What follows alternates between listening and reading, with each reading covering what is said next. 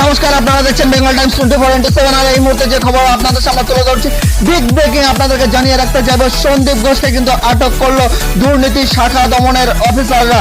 তাকে কিন্তু আজকে সিজিও কমপ্লেক্স থেকে নিজাম প্যালেসে নিয়ে যাওয়া হচ্ছে। সিবিআই এর দুর্নীতি শাখা দমনের আধিকারিকরা তাকে কিন্তু নিয়ে যাচ্ছেন। সেই ছবি আপনাদের সামনে আমরা তুলে ধরছি বেঙ্গল টাইমস 24/7 এর পর্দায়।